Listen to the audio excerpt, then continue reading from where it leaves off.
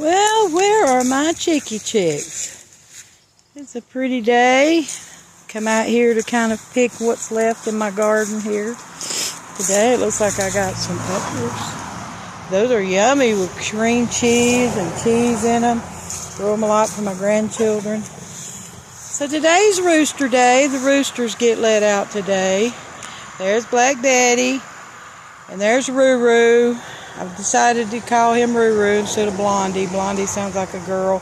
You don't ever know till they get a certain size if they're going to be a girl or a boy. So I named it Blondie, and now it's the chief rooster. So I call him Ruru. And there's Sarge.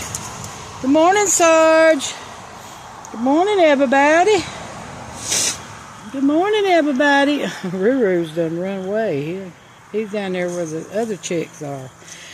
I was talking a little bit yesterday about new fruit. I was thinking about that. What would new fruit be to a Christian? Well, you got your old fruit, you got your old teachings, your old ways, you come up. But then God starts expanding things. And we have to expand with it. When God starts changing things, God never changes. But look at nature. He's part of nature. It's changing all the time. There goes a nice truck. So we have to allow these changes in our life. I was thinking about if pastors still thought the same about winning souls as they did 20 years ago, they would be so out of touch with how to win souls today. Now that thing was blooming yesterday. Look at it. It's dying today. That's the seed for the elephant ears. You know what an elephant ear seed looks like? There it is. Of course, it's got rhizomes underground, but that's the seed pod. Anyways, I was thinking about how we grow and bear fruit now that we're older. Look at here, these chickens couldn't wait on me to feed them. They gotta get in the bag. I always take everything from my house that is natural and I put it back in this garden somehow. I don't do anything but just throw it in my garden bed like that. Chickens will spread it out. The worms will take it back, make something good out of it. Calcium, magnesium, phosphorus. That's what the worms will do with it. That's how I chop and drop. But okay, we know you're loud and in charge. We know. We know. Is it okay if I come in your garden a little while? These roosters get very possessive of their territory. But how do I grow as a Christian and bear fruit? Well, it has to come off of new growth. We learned yesterday that all the fruit comes off of new branches, that the old, big, strong branches are supporting these new branches, and the new branches is what the fruit comes off of. There's a bloom. It's off of a new branch. So what are new branches in our lives? Well, could be a new word from God you get every day. You know, he said, these mercies are new every day. Get me a beautiful tomato. Look at that. His mercies are new every day. I'm going to have me some tomato, basil, olive oil, and Parmesan cheese cooked together. It's going to be so good. A big piece of crusty bread. Oh, doesn't get any better than that. But it comes off the new growth. And if you're not growing spiritually, you're remaining a baby. And there's nothing uglier than a grown baby. What is uglier than a grown-up acting like a child? There's nothing uglier. I don't think of anything uglier than that in a human being. But we stay babies because we're not willing to grow. We're not willing to let God let us branch out. I was thinking about how pastors, if they're still stuck with that same old way of filling up the Sunday school, going out and knocking on the doors, handing out pamphlets, teaching people to bring people to church. They've forgotten how to teach people to win the lost. I see a need in our churches to pastors to start teaching their people how to win the lost again. All they want to do is bring them to church, bring them to church. Well, how do you win the lost?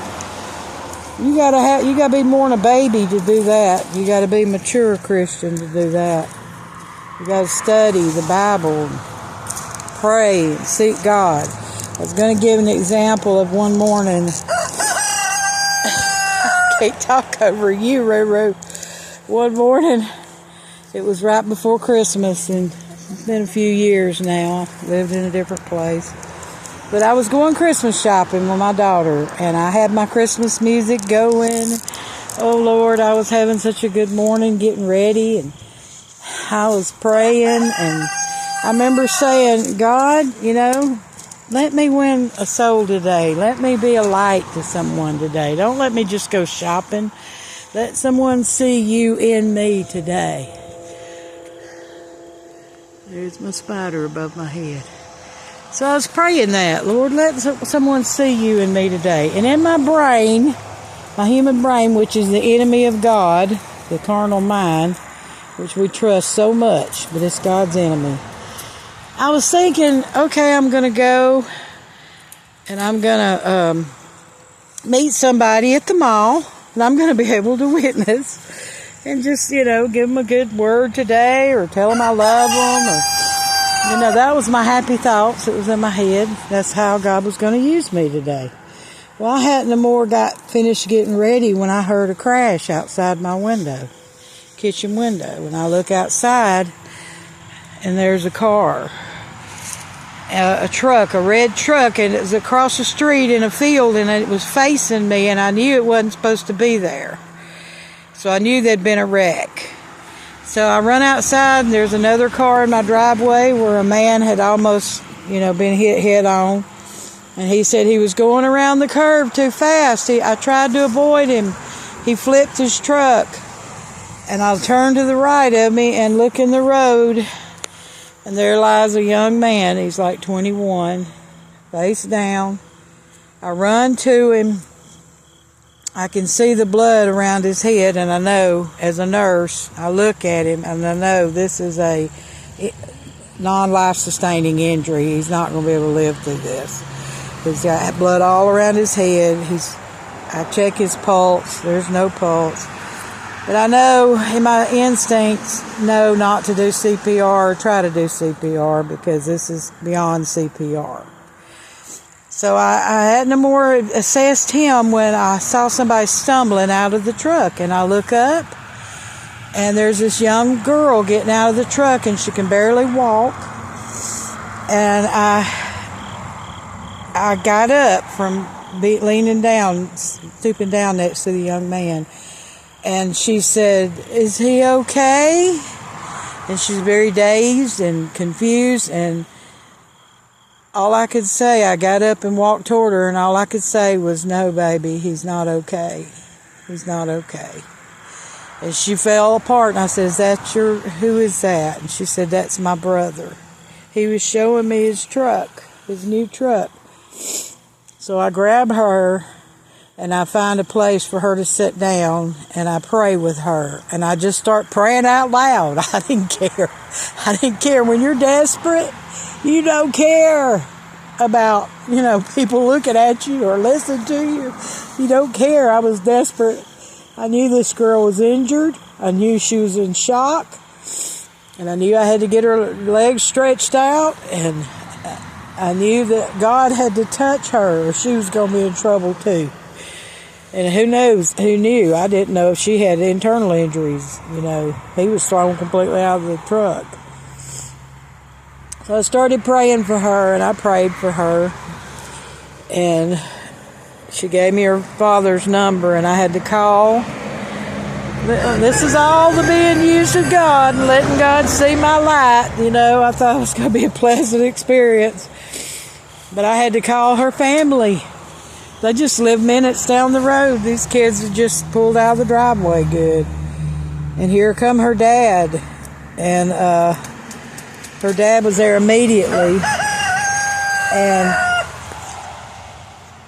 so he runs back because he's got to go tell Mom. He sees that she's okay. The ambulance is there, so he runs back home to tell Mom. Well, while he's going on his way home, because I'm the one that dialed from my phone, Mom calls me. And I'm trying to stall because I know that Dad's on his way home to tell her that her son is dead. And she keeps saying, are they okay? Are they okay? I said, there's been a wreck. And I'm trying to stall. I'm trying not to say, am I talking too much for you? I'm trying to stall, and I end up just saying, your husband's on his way home. He's on his way home. And she keeps begging me to tell her they're okay. And I heard him come in the door, and I heard her screaming, my son, my son, my son. I'm just falling apart on the other end of the line. This is horrible, having to listen to this. And feeling what this woman's feeling, and being in the middle of this. So that was my shining my light that day. It's not always a pleasant experience, but you've got to be willing. You got to be willing. You got to be willing to branch out. You got to be willing to let God use you in any way He sees fit. Let God use you. And it might hurt a little bit, and it might be challenging. You know, I went to the funeral home of that young man, and there stood that girl in crutches, and she had looked like surgery, and she saw me, and she knew me immediately, and she started crying, and she said, my angel, my angel. And that's what she called me, her angel. I didn't feel like an angel, but you never know when God's going to use you to help somebody. All you got to do is be willing. Be willing. Say, God, let me shine my light to help somebody today. And no matter what it is, let God use you. He will use you to minister to people. Your light is big. Your light is big when God shines His on it. It becomes big. And I just want to say, branch out. Branch out. Don't just go through life every day. You know, well, today I'm going to the store, and tomorrow I'm going to the bank, and then I've got to go to work. No, every day is a challenge, and it can be an experience that you can be used of God. And look at it that way. Well, I'm going shopping today. I'm going to here today. I'm going to visit my relatives today. Lord, let there be peace there when I get there. Let there be peace when I leave.